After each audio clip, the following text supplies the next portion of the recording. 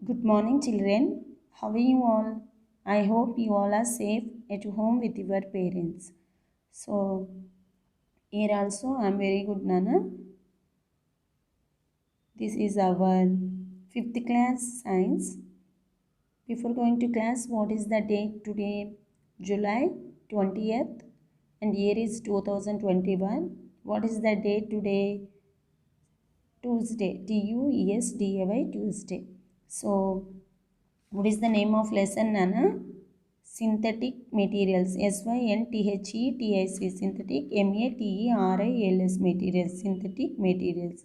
So in this lesson up to page number 16 we had completed, Nana. Today we will learn about page number 17. So what are materials? What are materials, Nana? See, wood, metal, plastic and glass. These are called materials. Wood, metal, plastic, glass. So these are materials. Here two types of materials as there, Nana. See, some materials of the materials such as an iron, aluminium, silver, gold, cotton and wood occur natural materials. So natural materials is there. So what are there? Iron, aluminium, silver, gold, cotton, wood. ఇవన్నీ ఏంటి నాన్న? Natural materials. So materials such as nylon, steel, glass and plastic are made by combining chemicals. Such materials are called synthetic materials. So వీటిని ఏమంటాం మనము? నైలాన్ని, steel, glass, plastic.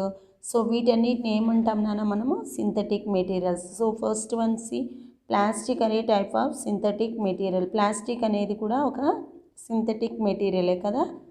Synthetic మెటీరియల్స్లో plastic ఉంది చూడండి. Yes, plastic అనేది సింథటిక్ మెటీరియల్స్. సో ఇంతవరకు మనం previous క్లాస్లో నేర్చుకున్నాం కదా నాన్న. So plastics are a type of synthetic materials that can be molded into any shape by applying heat and pressure of all the synthetic materials. Plastics are the most widely used materials. Plastics are made from crude petroleum oil. So plastic అనేది two types ఉంటుందని చెప్పుకున్నాం కదా నాన్న మనము. So thermoplastic, thermosetting plastic. Thermoplastic అంటే ఒక ఆబ్జెక్ట్ని తీసుకొని మనం ఒక వస్తువుని తీసుకొని దాన్ని మళ్ళీ హీట్ చేసి దాని ప్లేస్కి తీసుకొచ్చి మళ్ళీ మనకు కావాల్సిన షేప్లో ఇంకొక వస్తువుని తయారు చేసుకోవచ్చు కదా. సో అదే థర్మోసెట్టింగ్ ప్లాస్టిక్ అంటే దాన్ని మనం హీట్ చేసి కోల్డ్ చేసి దాన్ని మళ్ళీ దాని ప్లాస్టిక్ స్థానానికి తెచ్చినా దాన్ని మనము ఇంకొక వస్తువుని తయారు చేయలేము. సో ఫర్ ఎగ్జాంపుల్ పాలిస్టర్ ఉంది ఇప్పుడు. సో దాన్ని మనము హీట్ చేసినప్పుడు అది మళ్ళీ దాని షేప్ అలాగ వస్తుందా నాన్న? సో రాదు, అది మళ్ళీ ప్లాస్టిక్ అవ్వదనమాట. దాన్ని మళ్ళీ మనము ఇంకొక వస్తువుగా తయారు చేసుకోలేము. Okay, so today we will learn about advantages of plastics. It is easy to mold plastic into different shapes by heating. So ఇది ఈజీగా ఏమవుతుంది? ఈజీగా మనకి మౌల్డ్ అయ్యి హీట్ చేసినప్పుడు మళ్ళీ మనము వేరొక షేప్లోకి మార్చుకోవచ్చు. Plastic can be hard as in an electric switch or soft and flexible as in wraps and bags. So ఈ ప్లాస్టిక్ అనేది ఎలక్ట్రిక్ స్విచ్ లాగా ఉంటుంది, అలాగే లేదా ఇంకెలాగా or soft and flexible as in wraps and bags. ఈ bags లాగా flexible అయ్యేటట్లు సాఫ్ట్గా కూడా ఉంటుంది. Plastics last long and do not wear out easily. So ఇది ఎలా ఉంటుంది నాన్న? మనం దీన్ని ధరించడానికి అనుకూలంగా ఉంటుందా? నో. సో ప్లాస్టిక్స్ ఆర్ లో కాస్ట్ అండ్ ఈజీలీ అవైలబుల్. ఇది లో కాస్ట్గా, చాలా తక్కువ కాస్ట్లో మనకి ఈజీగా అవైలబుల్గా ఉంటుంది. They are light weight. Plastic అనేది చాలా తక్కువ బరువు కలిగి ఉంటుంది. They are tough and can be great pressure. So they are tough and can be great pressure. ఎంత ఒత్తిడినైనా ఇవి తట్టుకోగలిగితే చాలా కఠినంగా ఉంటాయి నాన్న. Plastics do not soak moisture. So ఇవి తేమలో నానతాయా నాన్న? సో ప్లాస్టిక్ అనేది మనము ఇప్పుడు వాటర్లో పెడితే అవి నానుతాయి. ఇప్పుడు పేపర్ వేసామనుకోండి వాటర్లో, అది నానిపోతుంది. కానీ ప్లాస్టిక్ అనేది వాటర్లో వేసి ఉంచితే అది సో నానిపోతుందా? దాని మీద తేమైనా ఆరుతుందా? నో. మనకు ప్లాస్టిక్లో ఎప్పుడైనా మీరు వాటర్లో వేసి చూడండి ఒక క్యారీ బ్యాగ్ని, సో దాని మీద తేమ అనేది అలాగే ఉంటుంది. So they do not rust, rot or decay. They are resistant to electricity. This makes them suitable to be used as insulation for electrical wires. So ఈ విద్యుత్ నిరోధకాలు కలిగి ఉంటాయి నాన్న. ఈ విద్యుత్ తీగలకి ఇన్సులేషన్గా వాడటానికి కూడా ఈ ప్లాస్టిక్ అనేది యూజ్ అవుతుంది. A few types of plastics are resistant to heat. So this makes them suitable for making electric kettles and parts of aircraft. Most plastics can be recycled. Waste plastic scarf is heated and reshaped into plastic bins, garden fences and furniture.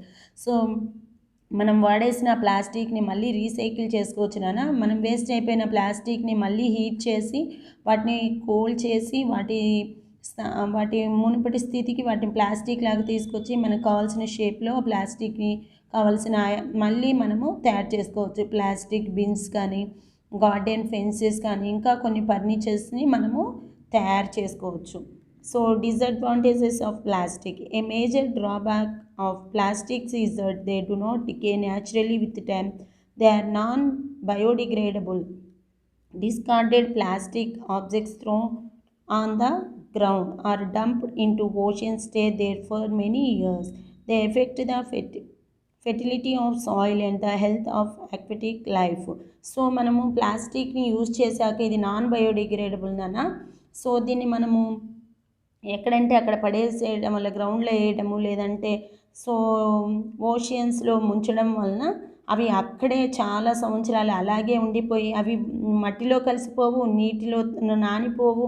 ఆ plastic అనేది అలాగే ఉండడం వలన ఆ సాయిల్లో, నేలలో అనేది చాలా health issues వచ్చేసి మనకి చాలా ప్రాబ్లమ్స్ వస్తున్నాయి.